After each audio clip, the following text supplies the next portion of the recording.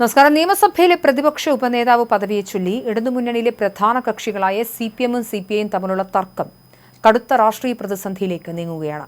പ്രതിപക്ഷ ഉപനേതാവ് പദവിയിൽ നിന്നും യാതൊരു കാരണവശാലും പിന്നോട്ടു പോകേണ്ടതില്ല എന്നാണ് സിപിഐ സംസ്ഥാന സെക്രട്ടേറിയറ്റിന്റെ ഉറച്ച തീരുമാനം. പാർട്ടിയുടെ അഭിമാനം സിപിഎമ്മിന് മുൻപിൽ പണയം വെക്കേണ്ടതില്ല എന്നും വിട്ടുവീഴ്ച ചെയ്ത് മുന്നണി ഐക്യം നിലനിർത്തേണ്ട സാഹചര്യം നിലവിലില്ല എന്നുമാണ് സിപിഐ വിലയിരുത്തുന്നത്. കഴിഞ്ഞ കുറച്ചു ദിവസങ്ങളായി ഈ പദവിയുമായി ബന്ധപ്പെട്ട് ഇരു പാർട്ടികൾക്കുമിടയിൽ ചർച്ചകൾ സജീവമാണെങ്കിലും തർക്കത്തിന് ഇതുവരെ പരിഹാരമായിട്ടില്ല. പ്രതിപക്ഷ നിരയിൽ ഭരണകക്ഷിക്ക് പിന്നിലുള്ള രണ്ടാമത്തെ വലിയ ഒറ്റകക്ഷിയായ തങ്ങൾക്ക് ഉപനേതൃ പദവി വേണമെന്ന കടുംപിടുത്തത്തിൽ തന്നെയാണ് സിപിഐ മുന്നോട്ടു പോകുന്നത്. ഈ വിഷയത്തിൽ ഒരു തരത്തിലുള്ള വിട്ടുവീഴ്ചയും ആവശ്യമില്ലെന്നാണ് പാർട്ടി നേതൃത്വത്തിന്റെ നിലപാട്. പദവി വേണമെന്ന് പരസ്യമായി ആവശ്യപ്പെട്ട സ്ഥിതിക്ക് ഇനി അതിൽ നിന്നും പിന്നോട്ടു പോകുന്നത് പാർട്ടിയുടെ പ്രതിച്ഛായയെ ബാധിക്കുമെന്നും സിപിഐ കരുതുന്നു. എന്നാൽ സിപിഐയുടെ ഈ ആവശ്യത്തിന് വഴങ്ങില്ലെന്ന ശക്തമായ നിലപാടിലാണ് സിപിഎം. മുൻകാലങ്ങളിൽ ഇടതുമുന്നണി പ്രതിപക്ഷത്തിരുന്നപ്പോഴെല്ലാം ഉപനേതാവ് പദവി വഹിച്ചിരുന്നത് സിപിഎം തന്നെയാണെന്നുള്ള കീഴ്വഴക്കമാണ് അവർ ചൂണ്ടിക്കാണിക്കുന്നത്.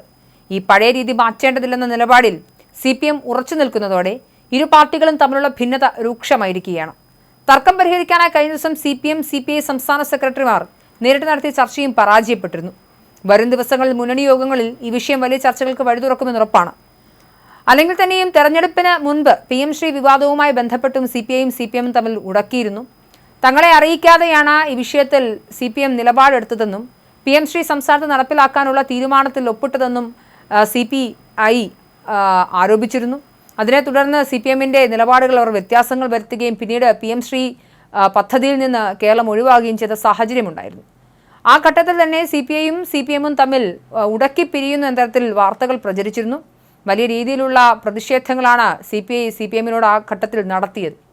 അതിനുശേഷം തെരഞ്ഞെടുപ്പ് വന്നപ്പോഴും CPIക്ക് സാധാരണ നിലയിലുള്ള രീതിയിൽ പോലും വിജയിച്ചു കയറാൻ സാധിക്കാത്ത രീതിയിൽ വലിയ തിരിച്ചടി ഉണ്ടായി. മാത്രമല്ല, പ്രതിപക്ഷ സ്ഥാനത്തേക്ക് മുൻ മുഖ്യമന്ത്രി തന്നെ വന്നിരിക്കുന്ന സാഹചര്യത്തെയും വലിയ രീതിയിൽ വിമർശിക്കുന്ന ഘട്ടത്തിലും എത്തിയിരുന്നു. ഈ ഘട്ടത്തിൽ തന്നെയാണ് പ്രതിപക്ഷ ഉപനേതാവ് പദവി CPM തന്നെ കൈവശം വെക്കുന്നതാണ് മുന്നണിയുടെ നിലവിലെ കീഴ്വഴക്കമെന്ന് MV ഗോവിന്ദൻ അടക്കമുള്ള ആളുകൾ പറയുന്നത്. ഇതെന്തായാലും CPI-നെ സംബന്ധിച്ചിടത്തോളം ചൊടിപ്പിക്കുന്ന കാര്യങ്ങളാണ്. എന്നാൽ മുൻകാലങ്ങളിലെ കീഴ്വഴക്കങ്ങൾ രൂപപ്പെട്ട രാഷ്ട്രീയ സാഹചര്യത്തിൽ ഇപ്പോൾ വലിയ മാറ്റം വന്നിട്ടുണ്ടെന്ന് തന്നെയാണ് CPM പ്രതികരണത്തിന് തൊട്ടു മുൻപ് ബിനോയ് വിശ്വം വ്യക്തമാക്കിയത്. ഈ തർക്കം പരിഹരിക്കപ്പെടാത്തതിനാൽ LDF നിയമസഭാ കക്ഷിയോഗം ചേരാൻ പോലും ഇതുവരെ സാധിച്ചിട്ടില്ല.